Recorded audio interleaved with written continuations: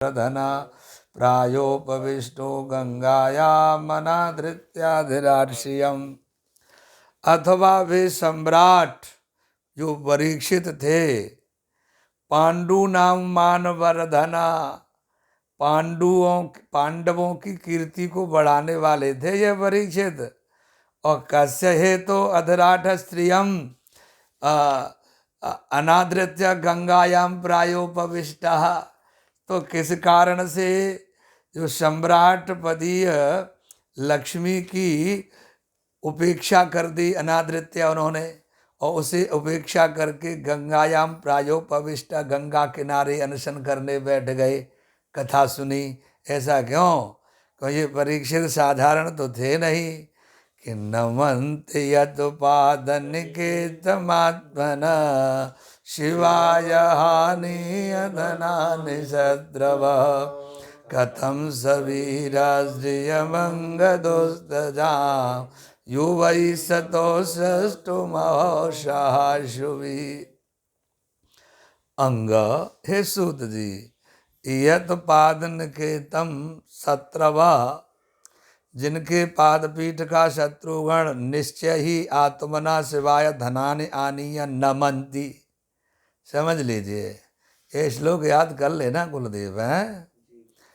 जिन परीक्षित की चरण चौकी पर, जिस चरण चौकी माने पाद निकेतम, पाद निकेतम माने वो चरण चौकी जिस पर चरण रखे जाते थे, वो आत्मनः शिवाय, अपने भले की रक्षा के लिए धन को लेकर के जो शत्रुगण हैं, शत्रवः, धनानी आनी, या धन को ला करके उस पर चौकी पर रख देते थे।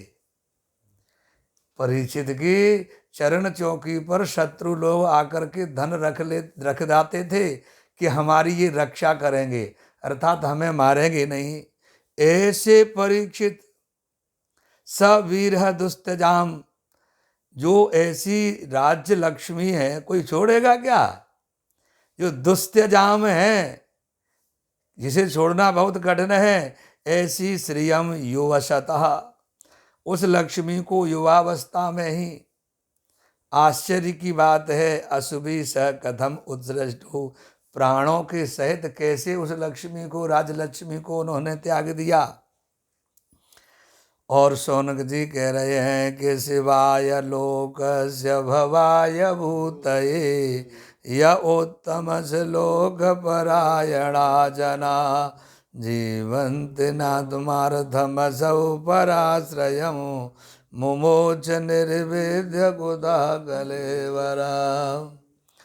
यह उत्तम श्लोक परायणा जना, जो पुण्य यश भगवान के परायण लोग हैं, पुण्यात्मा, उत्तम श्लोक भगवान को कहते हैं, जिनकी पुण्य कीर्ति है, ऐसे भगवान के परायण लोग हैं।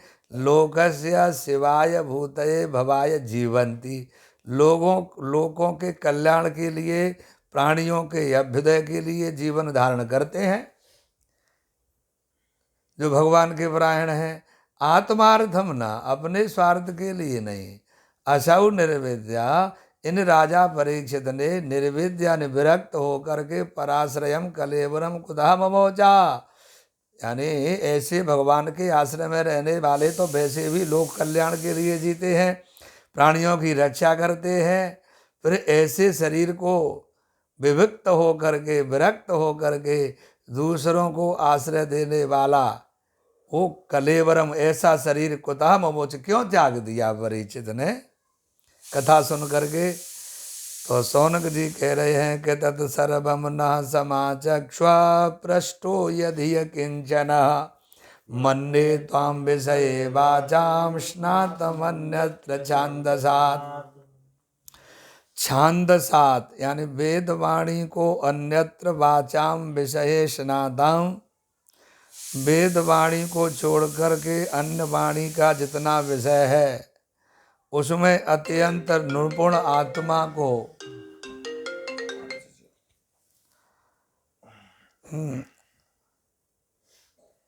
अन्यत्र वेदवाणी को छोड़कर अन्य वाणी का जितना विषय है उसमें अत्यंत निपुण आपको हम मानते हैं, आप सब जानते हैं। पुराणों के ठीक ठीक तत्सर्वम न समाचक्ष्व मंडे त्वाम विषय वाचम स्नात मन्यत छांदसात। सब कुछ जानते हैं सुखदेव जी।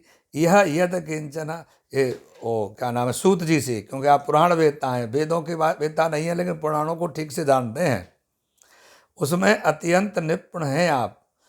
तो अतः यहाँ यह यद किंचन पृष्ठ, जो भी मेरे द्वारा पूछा गया है, शौनक जी ने कहा है, तत्सर्वम न समाज, जो सब हम लोगों को भली प्रकार से बता दीजिए, कह दीजिए।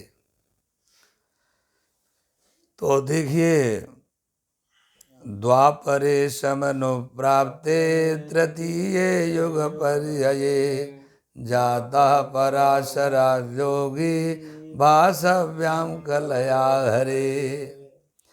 युग पर्यय से तृतीय युग, जो युगों का क्रम है ना, सतयुग त्रेता द्वापर, इस क्रम से जो तीसरा युग है द्वापर युग, सम अनुप्राते, भले प्रकार से वह द्वापर प्रभाव में आ जाने पर, पराशरात वासव्याम हरे कलया योगी जाता, महर्षि पराशर से वसुपुत्री जो सत्यवती है, हैं, वसु की पुत्री सत्यवती में हरे कलया योगी, श्री हरि की कला से योगी व्यास जी उत्पन्न हुए। हरे कलया योगी जाता, इस सूत जी महाराज ने बताया। आपने पूछा कि व्यास जी का जन्म कैसे हुआ, वो बता दिया सूक्ष्म में। ओ स कदाचिद सरस्वत्या उपस्पृश्य जलम शुचि विविक्त देशयासीना